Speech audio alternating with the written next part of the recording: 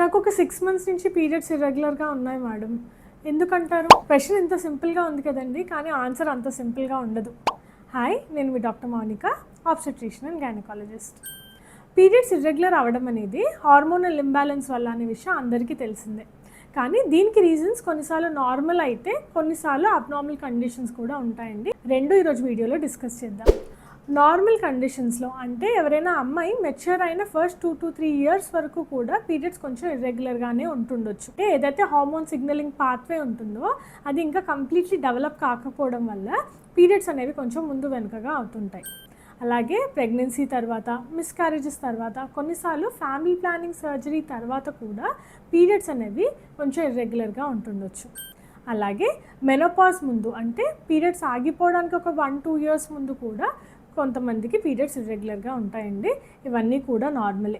కానీ ఎప్పుడైతే ఈ ఇర్రెగ్యులర్ సైకిల్స్తో పాటు సడన్గా బరువు పెరగడం కానీ, ఫేస్ మీద యాక్నే కానీ, scalp hair thinning or male pattern hair distribution ఇలాంటివి అబ్నార్మల్ అండి. సో దీని రీజన్స్ అయితే థైరాయిడ్ డిస్ఫంక్షన్ కానీ, లేకపోతే పీసీఓడి కానీ ఉంటుండొచ్చు. ఇది ఎవాల్యుయేషన్ తర్వాత మాత్రమే మనం ఖచ్చితంగా చెప్పగలం. ఇది మాత్రమే కాకుండా చాలా కామన్గా చూసే ఇంకో విషయం ఏంటంటే పీరియడ్స్ డిలే చేయడానికి ఎడాపెడా టాబ్లెట్లు వాడేస్తుంటారండి. దీనివల్ల హార్మోన్ డిస్టర్బెన్సెస్ వస్తాయి. అలాగా వాడకూడదు. Last but most important causes unhealthy life style అండి. అంటే అయితే చాలా విపరీతంగా తినేయడం, లేకపోతే కంప్లీట్లీ డైటింగ్ చేసేయడం, చాలా వర్కౌట్ చేయడము, లేదా కంప్లీట్లీ కదలకుండా కూర్చోవడము, అండ్ సరిగ్గా నిద్రపోకపోవడము, స్క్రీన్ ఎక్స్పోజర్ అంటే రాత్రి ఒక 7 or 8 తర్వాత కూడా మీరు ఇంకా ల్యాప్టాప్ స్క్రీన్స్ కానీ, ఫోన్ స్క్రీన్స్ కానీ, ఈవెన్ టీవీ స్క్రీన్స్ కానీ చూస్తున్నప్పుడు మీ స్లీప్ వేక్ సైకిల్ అనేది డిస్టర్బ్ అవుతుందండి. దీనివల్ల కూడా హార్మోనల్ డిస్టర్బెన్సెస్ వస్తాయి.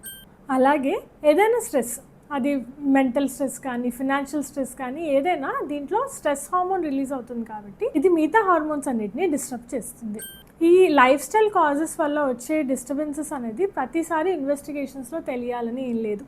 ఇది ఓన్లీ లైఫ్ స్టైల్ని మనం బెటర్ చేసుకున్నప్పుడు మాత్రమే రెగ్యులరైజ్ అవుతాయి. ఒకవేళ మీకు ప్రొలాంగ్డ్గా అంటే మోర్ దెన్ 3 monthsగా మీకు పీరియడ్స్ ముందు వెనుక అవుతున్నట్టయితే మీ గైనకాలజిస్ట్ని వెంటనే కన్సల్ట్ చేయండి. I hope this information is useful. Thank you.